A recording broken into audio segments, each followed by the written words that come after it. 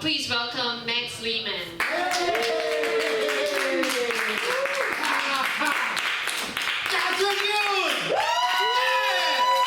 was on that show and she forgot where she was. That was great. Yeah, look at it. We're doing comedy in Grandpa's basement. Comedy. Hi guys, I'm Max. It's so nice. Look at the show. I'm a cis white male, which makes me the diversity option on this lineup tonight. How great is that? You know, I feel real change in the air just off that alone. I am a Jewish person. I like to get that out of the way right at the top of my sets because I know I look like you want to know where I was on January 6th. I get that, especially you think you look at me and you're like, this guy should be out hunting Jews right now. What do you mean? He is. Just hold on.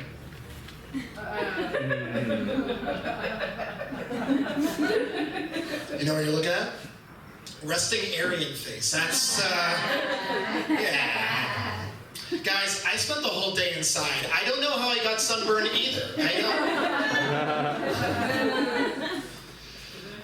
We're having a good time. I can feel this energy. I feel this raucous energy. We're talking about our families, our lives. It's great. I grew up myself in Sussex County, New Jersey. Exactly. It's the Alabama of New Jersey. Okay? It's a place where men are men and so are the women. It's not a trans joke. It's just something. It's a place where men are men and the sheep are nervous. Is that? Yeah. Sheep are nervous. Yeah. It wasn't that bad growing up there. I lost my virginity when I was like 15. Yeah. It wasn't that bad.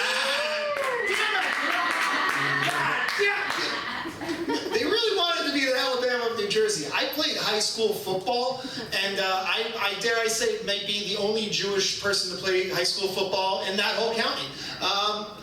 It was just like, I know we wanted to be the Alabama because not only did everyone just go, God, country football, but like week 1 before our first game of the season, the quarterback had us all kneel in the locker room and everyone instinctively knew to hold hands. And then all of a sudden everyone bows their heads and they start going, Our Father who art in heaven, and I'm just slowly backing up. Why does everyone know the words?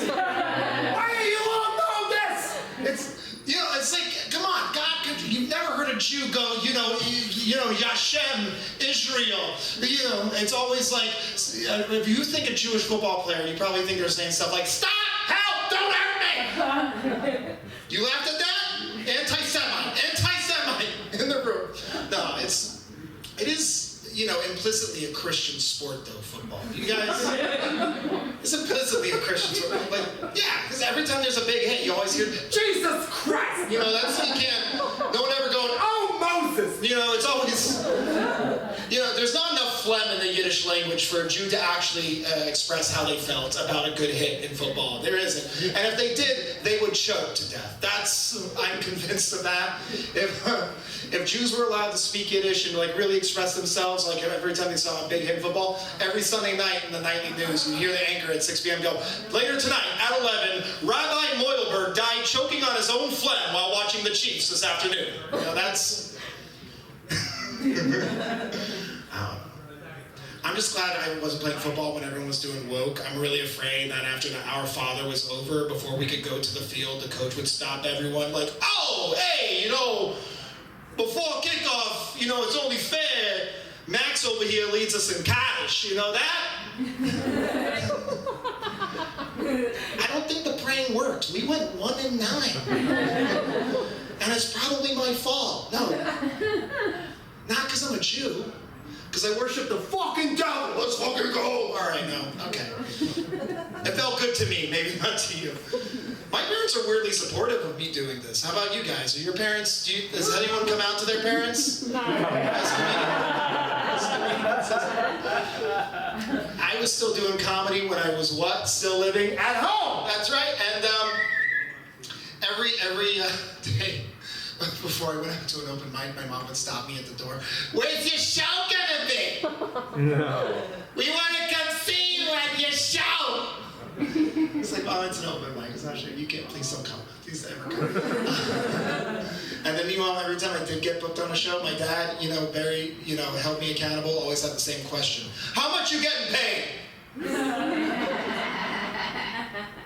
No, Dad. I paid them. You know that? The first time I went home to visit my parents after I moved out, though, it was so cute. My mom, she found my decoy weed, which... Okay, no one else here had decoy weed? All right. Okay. In college, I wrote a play about the Garden of Eden, about the forbidden fruit being weed. Because I was edgy, okay? My mom, she found this old Tupperware full of loose leaf tea and some fake joints rolled up on top of it. Didn't say a word to me till I was at the front door at the porch. She comes out holding it proudly. Hey, smart guy! Hey, Chief! I found your stash. Mom, it's not weed, Mom. It's tea. What? It's tea? Yes, it's tea. And I asked her, Mom, if you really thought that was weed, right? If you really thought that was weed, why didn't you just throw it away or flush it down the toilet? And this is how, as an adult, I found out my mom truly loves me. This woman looks me dead in the eye, and she says, well, I was holding on to it for you for safekeeping. Mom, do you want to get high? And she says, of course, let me get the kettle. All right, I want to leave you guys on a high note. So this is my impression of Gilbert Gottfried rapping Kanye West lyrics. I miss the old Kanye, straight from the goat Kanye, set on his goals Kanye. Yeah, I hate the new Kanye.